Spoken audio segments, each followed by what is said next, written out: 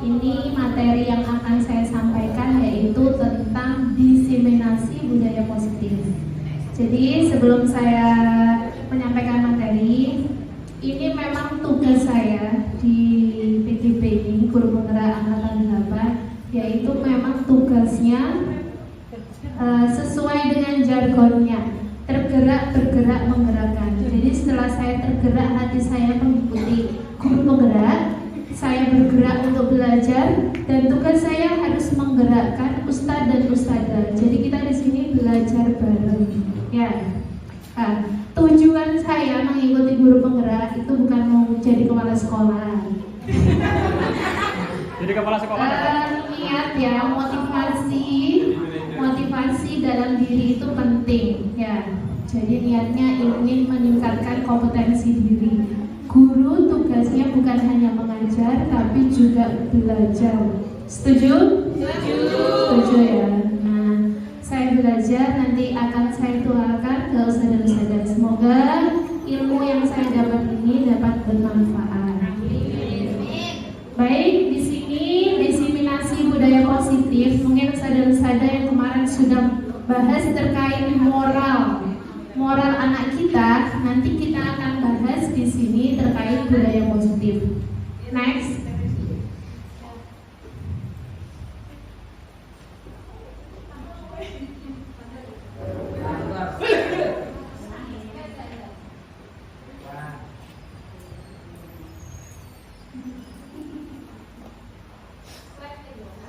Ini ya, kenalan dulu dah, biar tahu. Kok di sini ngapain? Jadi saya di guru penggerak ini selama 6 bulan. Ya, kalau ustadzah Rana 9 bulan, saya 6 bulan. Alhamdulillah ini sudah berjalan 2 bulan. Jadi kurang 4 bulan, bulan Desember. Nah, di sini saya didampingi sama yang namanya pengajar praktek dan fasilitator. Ini gambaran ya, karena nanti ada angkatan 10, harapannya ustadzah-ustadzah juga bisa ikut. Pendapat sendiri, oh ya, kalau saya seperti ini nanti pendapat teman-teman. Sedangkan kalau tidak dapat, mereka akan menuntut kepada diri. Banyak terjadi. Baik, terima kasih Ustadzah Dewi. Jadi Ustadzah Dewi bilang penghargaan itu dapat meningkatkan motivasi. Ternyata tidak setuju ya. Kadang anak-anak itu dia butuhnya bukan butuh untuk motivasi untuk belajarnya, tapi pengen dapat sesuatu, ya kan? Kita merasakan sendiri. Ustadzah Karimah mau ngomong.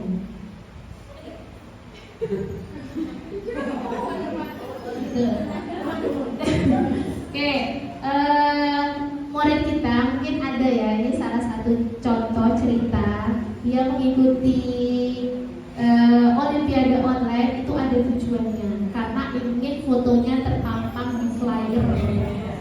Ya, itu salah satu contoh. Kenapa? Dia tidak mengerti maksud mengikuti Olimpiade itu untuk apa. Motivasi dalam dirinya itu tidak ada. Jadi ketika nanti dia tidak dipasang di flyer, pasti dia kecewa.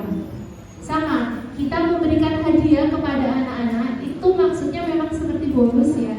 Tapi kadang sama anak-anak itu disalahgunakan. Ya, seperti ini kita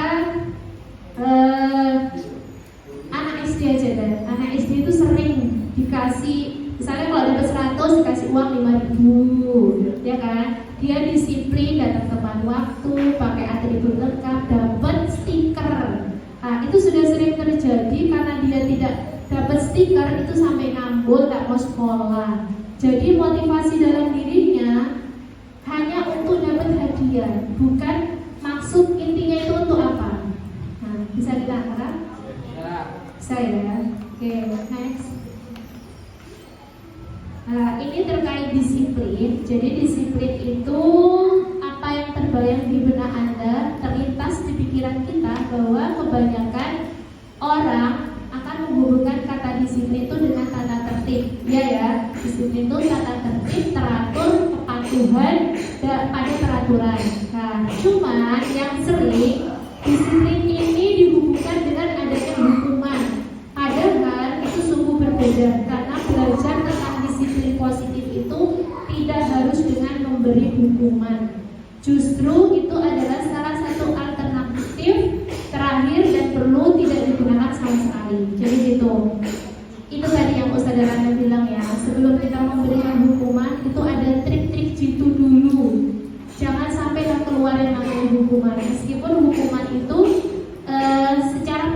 impulsif tadi, misalnya lari, bersihkan lapangan, nah itu jangan ya, karena itu akan membekas kepada anak-anak. Next ada. Ini pengertian dari disiplin, bahwa sesuatu yang dilakukan seseorang pada orang lain untuk mendapatkan kepatuhan.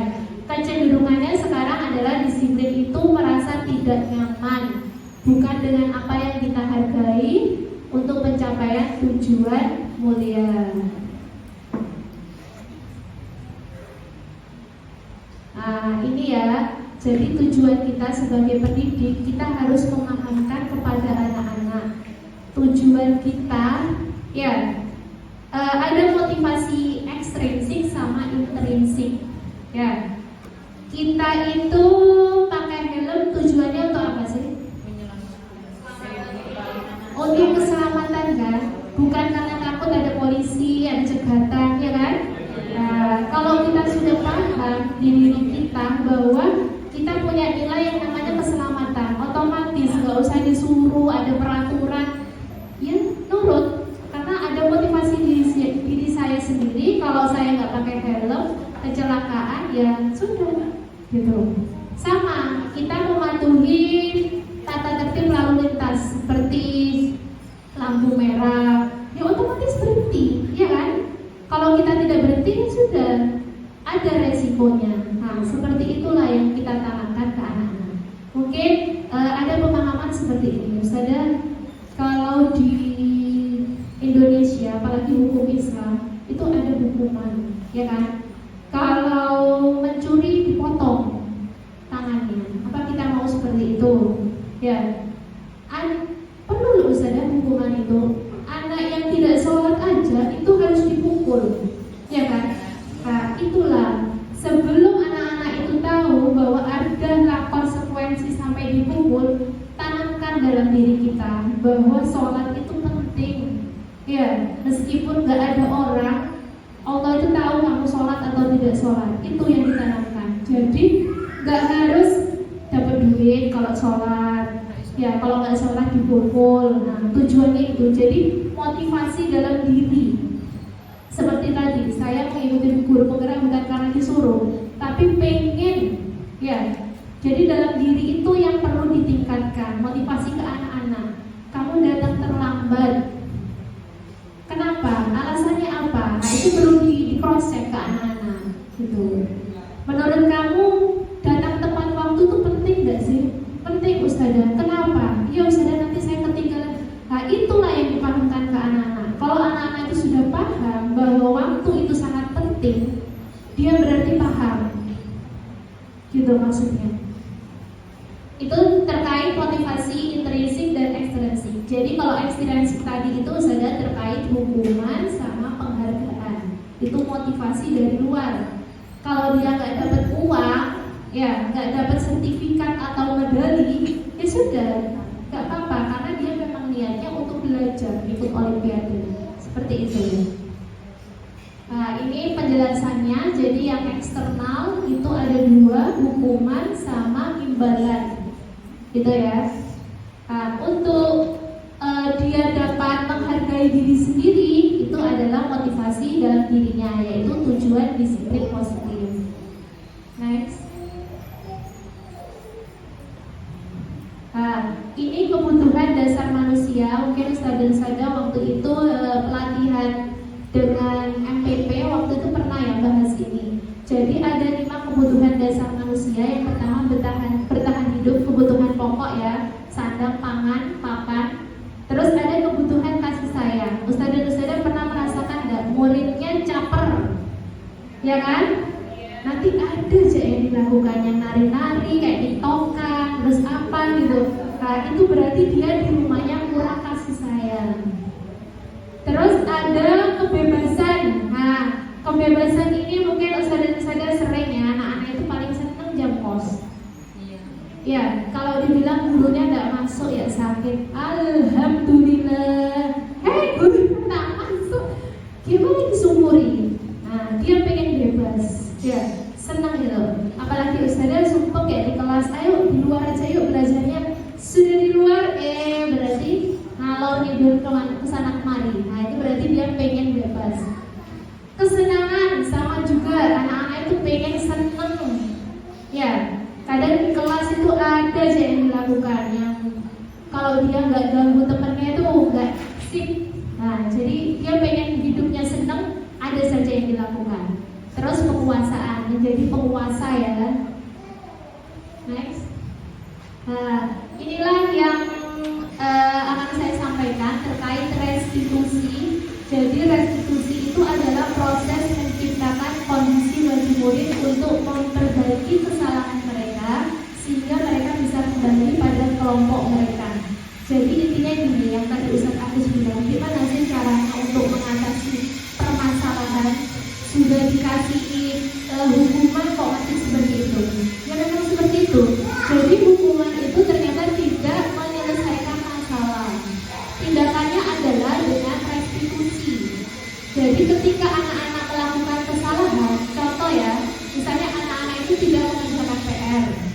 Nah, kita restitusi, kita tanyakan, kamu kenapa? Alasannya apa tidak mengerjakan PR? Nanti ustazah akan tahu di situ alasannya. Ya, saya itu pegang HP terus ya, dan dari sampai malam nggak bisa tidur, akhirnya PR-nya nggak dikerjakan, promonya kesiangan. Nah, dari situ ustazah akan menemukan solusi. Nah, solusinya dari mana? Bukan dari ustazah, tapi dari anak. Jadi tanyakan, menurut kamu tanggung jawab mengerjakan PR itu penting dan pasti dia jawab penting ustazah. Nah, kalau penting solusinya gimana? Nanti dia akan jawab. Ya, ini nanti akan dicoba ya. Nanti masuk sekolah, monggo ustazah bisa mencoba restitusi ini kepada anak-anak. Insya Allah ini akan berhasil. Ya, jadi nanti ada evaluasi dan refleksi dari ustazah. Monggo bisa dicoba cara ini. Lanjut. Nah, ini perbedaan dari hukuman, konsekuensi, dan restitusi. Jadi ini perbedaannya, sesuatu yang menyakitkan kalau hukuman, restitusi itu merupakan pilihan. Jadi misalnya gini ya saudara-saudara, kalau ada murid yang dia mencoret-coret meja, ya itu tindakannya seperti apa? Kalau hukuman berarti kita hukum kan? Kalau konsekuensi disuruh apa? Membersihkan. Nah, itu kita kadang konsekuensinya yang salah. Kadang kalau disuruh apa, itunya nggak nyambung. Contoh misalnya kayak ngerjakan PR, nggak ngerjakan PR, disuruh baca surat apa, berarti kan nggak nyambung, ya kan? Nah, itu konsekuensinya. Sedangkan restitusi yang tadi ustazah bilang disuruh membersihkan, jadi nyambung. Dia kesalahannya apa, berarti dia menyelesaikannya seperti apa, sesuai dengan kesalahannya. Seperti itu ya.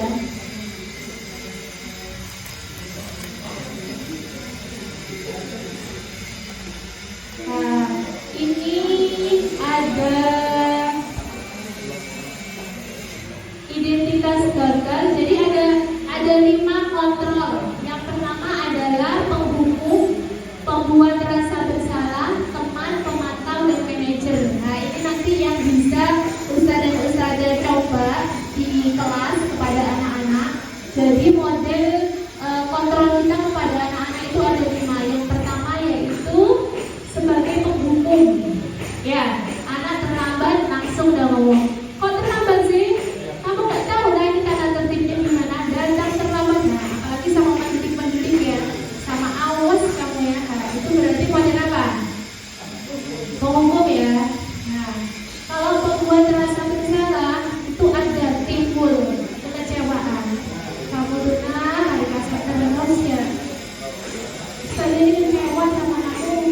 Kasar terus, nanti saya dimarahin sama saudara menangyo. Nah, itu namanya rasa bersalah.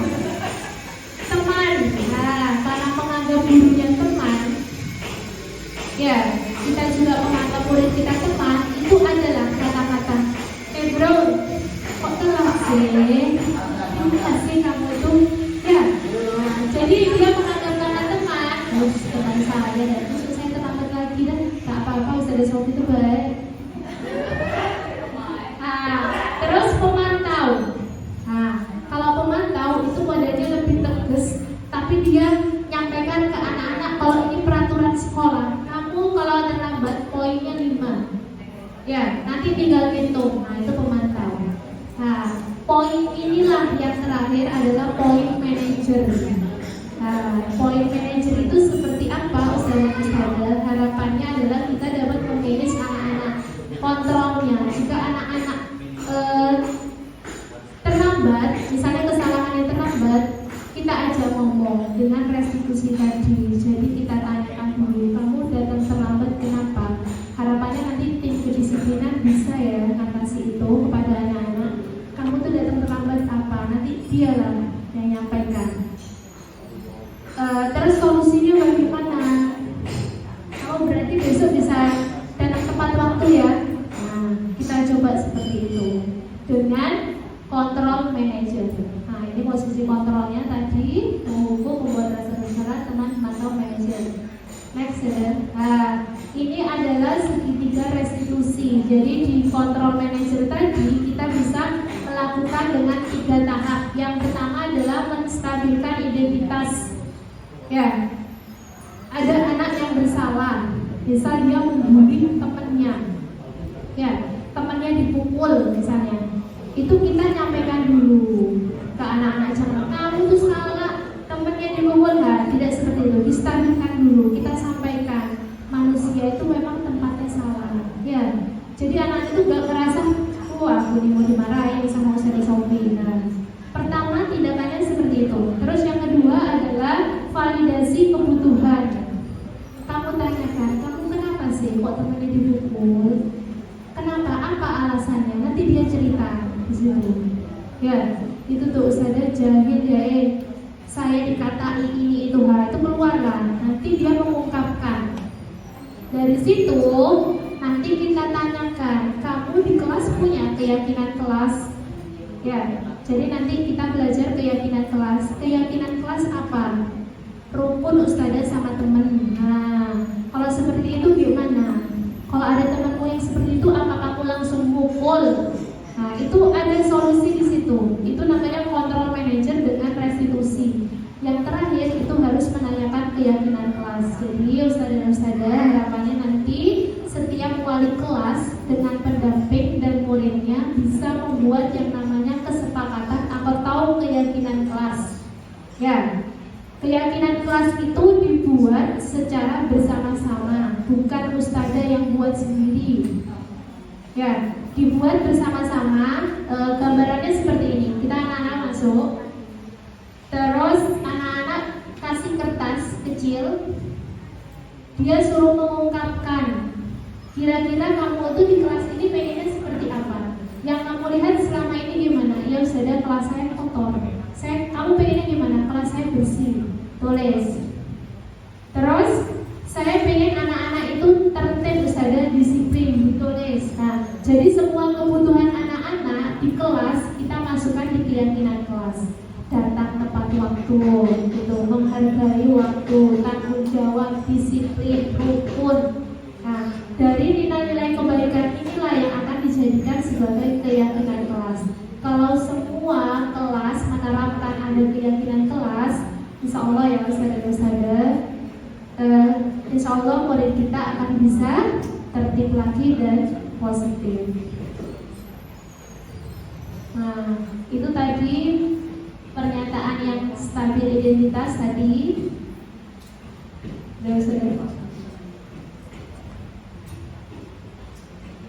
Mungkin sampai di sini ada yang mau ditanyakan? Ya, mungkin sekarang masih bingung ya penjelasannya, karena memang saya belajarnya ini di prakteknya nanti insya Allah minggu depan saya praktekkan dan saya video, minta tolong ya Ustazah. Jadi nanti bisa ditularkan untuk wali kelas, apalagi yang wali kelas baru. Jadi keyakinan kelas itu dibuat bareng-bareng, bukan kita yang buat. Karena nanti di lapor bulan itu ada keyakinan kelas, buat dah. Yang penting terisi tercentang sama TU, buat dah keyakinan. Cari di Google, tidak seperti itu. Jadi harapannya semua warga kelas bersepakat Mau ditanyakan? Ngantuk ya? Oke, sampai jam berapa? Oh ya, sudah Intan.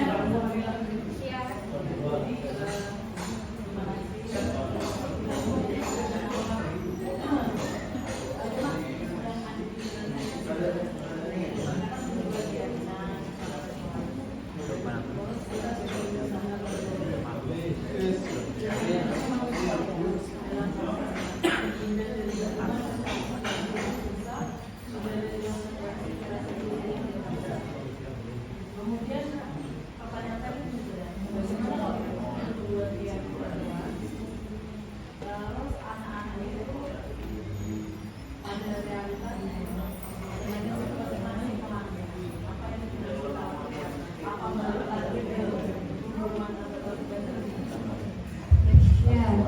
Ya, memang ya pasti itu. Nanti karena memang karakter anak itu beda-beda. Ada yang sudah dibilangi sekali dia nurut, ada 2 kali, 3 kali, ya itu tadi. Karena tadi anak-anak itu beda-beda. Ada yang dia kurang perhatian, ya kan? Seperti itu. Kalau harapannya Ustaz dan Sada, kalau sudah menerapkan namanya restitusi keyakinan kelas ini, jangan balik lagi ke hukuman, ya. Jadi karena apa? Hukuman yang sudah sama aja, anak-anak itu nggak ada efek jerah.